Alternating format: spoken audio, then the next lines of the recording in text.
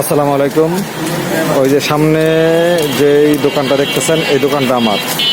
তো আজকে এই ভিডিওটা করার পিছনে একটা উদ্দেশ্য আছে। উদ্দেশ্যটা আপনাদেরকে আমি বলবো। এই যে সামনে যে লোকটাকে বসা দেখতেছেন ওনার নাম হলো খুশি খুশি দাদা। উনি সনাতন ধর্মের লোক, হিন্দু লোক। ওনাকে নিয়ে আজকে আমার দোকানে 3 জন লোক আসছে বাজার নেওয়ার জন্য।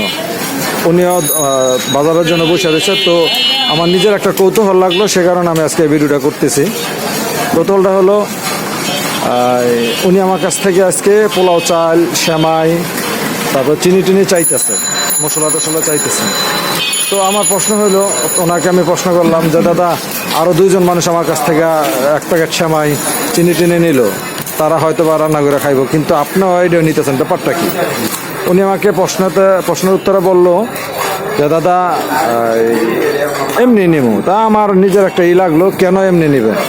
তো আসুন ওনার সাথেই কথা বলবো।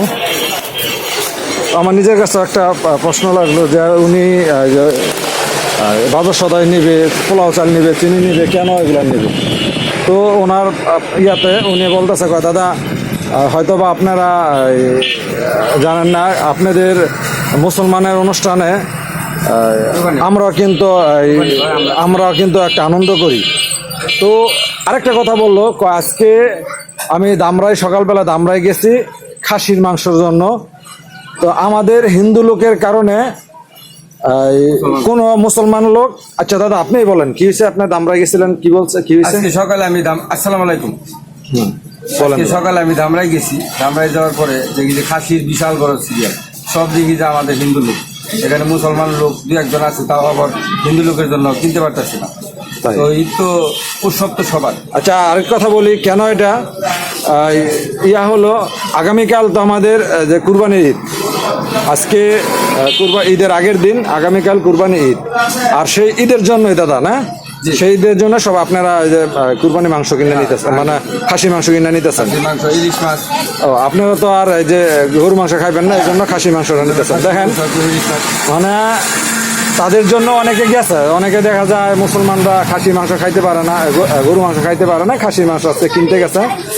তাদের জন্য খাসির মাংস মুসলমানরা সিরিয়াল পায় না।